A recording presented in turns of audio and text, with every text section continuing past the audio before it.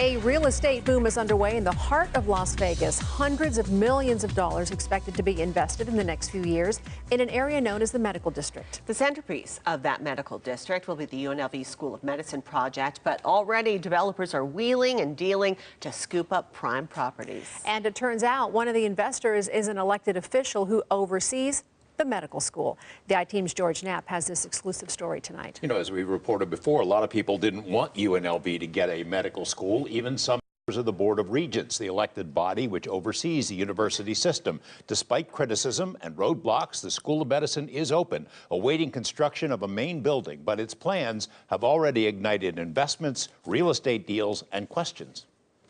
Against considerable odds and opposition, UNLV's School of Medicine moved in and UNR's School of Medicine moved out. The UNLV school's planned $200 million main building will be the heart of the city's medical district, which already includes UMC and Valley hospitals and supporting facilities. Economically, it will be huge. In 10 years, we're talking about billions of dollars. Lois Tarkanian and her colleagues at City Hall promoted the idea of a medical district years before the med school existed and are investing millions of public dollars to encourage even more private investment. Not surprisingly, land prices in the area near UMC have spiked. Absolutely. Land that you could pick up very, very cheaply is now much, much, much higher. Of the many proposals and zoning requests that have come before the City Council, one conglomeration of 8 different parcels has been among the most contentious. The 8 properties are listed as being on 4 different streets.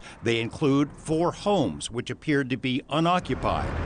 2 parcels that are used as a parking lot for a law firm, a long empty lot that also has frontage on Charleston and assorted odds and ends. But when you look at them on a map, they make for a very appealing hunk of land in the heart of the medical world across from UMC. The parcels are owned by 2 LLCs, Charleston Land LLC and another named Shadowland. The partners in the LLCs are not named in any public documents, except for the name of managing partner Rick Truesdell, whose cornerstone company is a well-known developer. Truesdell spent 15 years on the City Planning Commission. He and his team have made multiple appearances before the city with different proposals for what they'd like to develop on the land. So far, all of those ideas have been stymied for one reason or another. Now, Councilwoman Tarkanian has a new concern. She recently learned that one of the unnamed partners is University Regent Trevor Hayes. He never showed up at any of the meetings,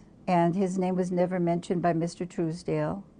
So the only way I knew was by citizens in the community. Regent Hayes may not have told the city he owns a piece of the LLCs, but he has disclosed. On his 2015 financial disclosure form, he listed no outside properties. By 2016, he listed 5, and by 2018, he showed ownership in 8 properties and listed both of the LLCs. Hayes told the I-Team he's been both transparent and cautious in that he has properly disclosed his interest in the LLCs and has carefully recused himself from voting on any Regent business that might affect the value of the properties. Rick Truesdell told us that although the city does not require the names of LLC partners to be revealed, he would have revealed Hayes' involvement if he'd been asked. He adds that Tarkanian's office has found reasons to oppose all of the proposals he has submitted for developing the land.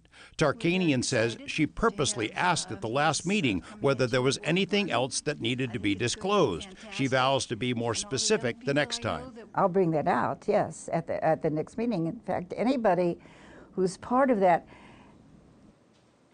Regent Hayes says he has been a passive, not an active partner. He estimates he owns 4 to 5% of the partnership and thinks there are 8 to 10 other partners total, though he says he does not know the names of all of his partners. Rick Truesdale says he has worked hard to develop good projects that area residents would accept, and he's trying to do exactly what the city encouraged, development in the medical district, but he keeps running into roadblocks, and I'm sure we're going to hear more about this.